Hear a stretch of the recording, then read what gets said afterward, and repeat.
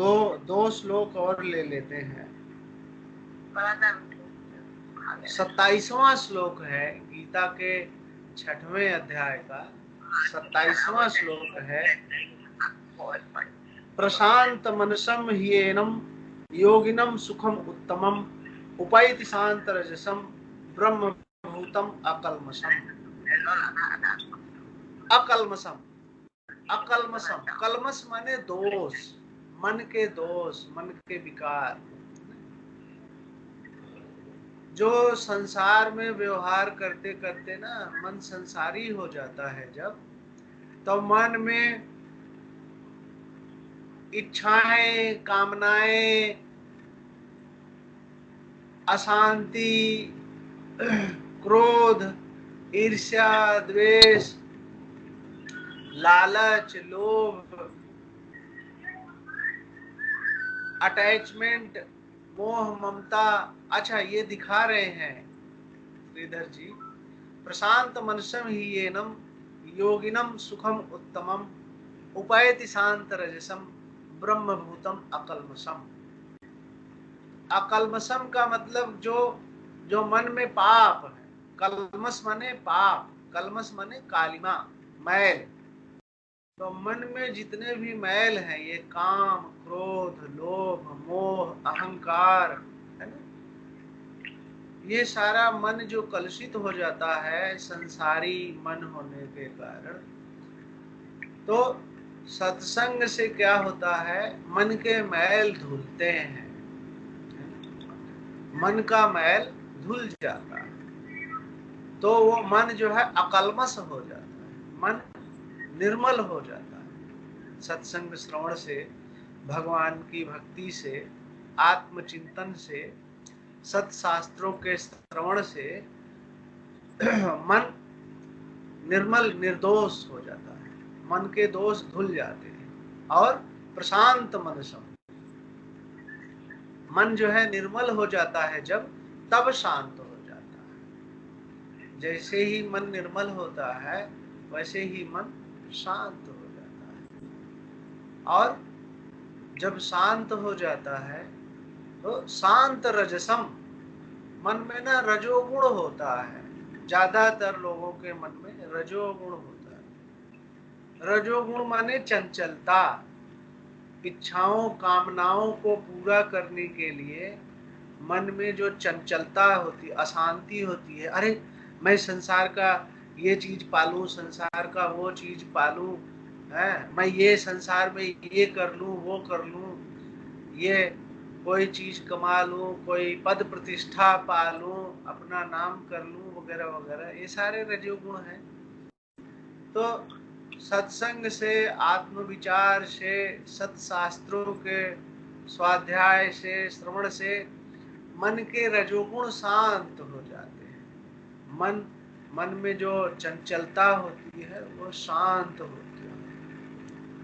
इस प्रकार से जो जो योगी है, जो योगी है यानी कि जो सत्संगी है, जो सत्संग से, सत्संग के माध्यम से अपने आत्मा से जुड़ जाता है, अपनी अंतरात्मा में स्थित हो जाता है, ऐसा जो आत्मयोगी है, जैसा ऐसा जो आत्मज्ञानी है, आत्म साधक है, उसको ब्रह्मभूतम, वो ब्रह्म स्वरूप जो परमात्मा का स्वरूप है, उसका अनुभव, उसकी झलक मिलनी शुरू हो जाती है। और उपायति सुखम, इस प्रकार से उसको अत्यंत सुख की प्राप्ति हो जाती है। तो ये श्लोक का कहने का ये मतलब है कि हम सबको अपने मन को शांत करना चाहिए, अपने मन की चंचलता को, रजोगुण को दूर करना चाहिए, और इस प्रकार से अपने मन को निर्मल करते हुए आत्मयोगी होकर के, आत्मचिंतन कर करके आत्म सुख की प्राप्ति करना चाहिए, ये कहना है इस श्लोक का। अगला श्लोक और ले लेते हैं। ये अब वो आत्म सुख की प्राप्ति कैसे करें, इसी में अब पूरा श्लोक तो बहुत सारे श्लोक ही एकदम अमृत स्वरूप हैं। आगे भगवान बता रहे हैं 28वें श्लोक में कि 28वें श्लोक में कह रहे हैं कि ये जो सुख है, ये जो आनंद है, इसकी प्राप्ति कैसे होगी। तो अपनी अंतरात्मा को परमात्मा के चिंतन में लगा करके ही ये आत्म सुख, ये परम सुख की प्राप्ति होती है। तो सत्संग केवल कुछ जानने समझने के लिए ही नहीं है, बल्कि सत्संग से परम सुख की प्राप्ति भी होती है। वो परम सुख की प्राप्ति कैसे होती है, वो भगवान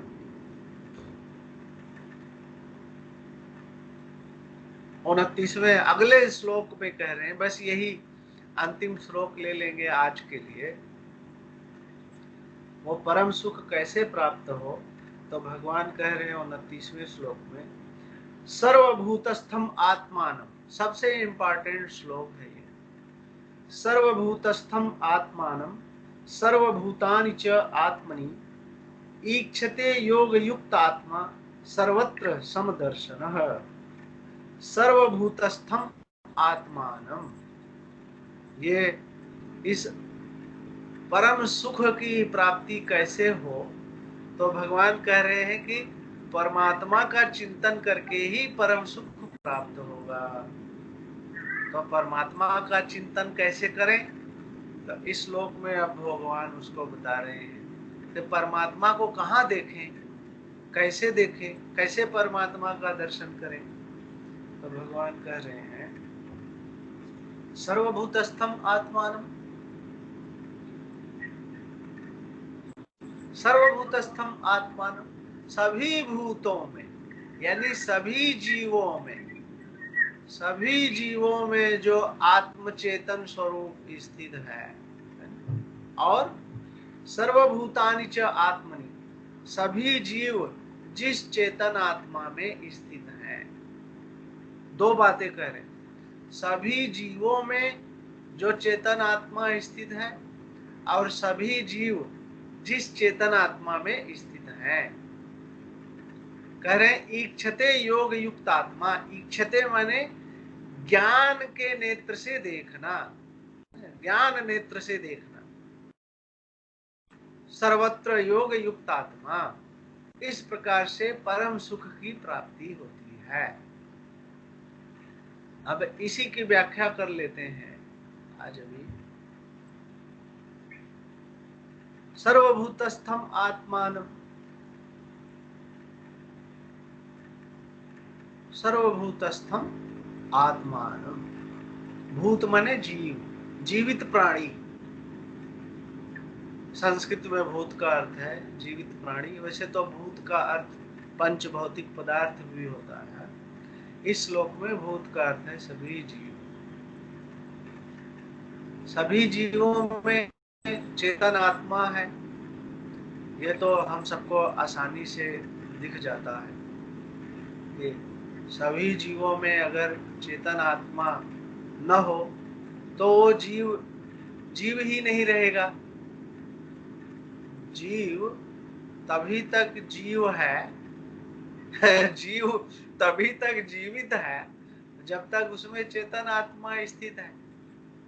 तो सभी जीवों में जीवन स्वरूप, जो जीवनी शक्ति स्वरूप जो चेतन आत्मा स्थित है, उसी का सर्वत्र समदर्शन, उसका सर्वत्र जो एक समान दर्शन करता है, उसको परम आत्म सुख की प्राप्ति हो जाती है।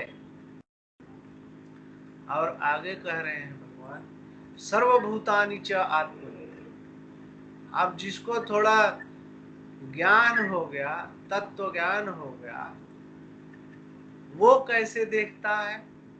जिसको तत्व ज्ञान हो गया, जो सेल्फ रियलाइज्ड हो गया, जो अपने आप को चैतन्य स्वरूप में अनुभव करता हुआ अपने स्वरूप को पहचान लेता है, वो ये जान लेता है कि शरीर में चेतन आत्मा नहीं है, बल्कि चेतन आत्मा में शरीर स्थित है।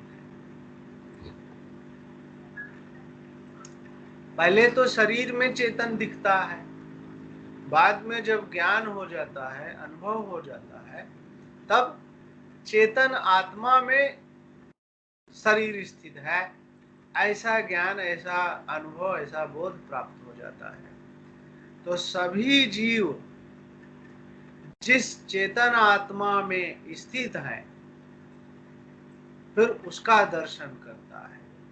वो युक्त आत्मा, वो ज्ञानी आत्मा सभी जीवों को एक अखंड सर्वव्यापक चैतन्य आत्मा में स्थित देखता है। कैसे देखता है? ज्ञान नेत्र से, अपने ज्ञान के बल पर। सर्वत्र समदर्शन, ऐसा उसको, ऐसा ही जो अभ्यास करता है, ये ज्ञान का अभ्यास है। ऐसे ज्ञान का अभ्यास जो नित्य निरंतर करता है, उसको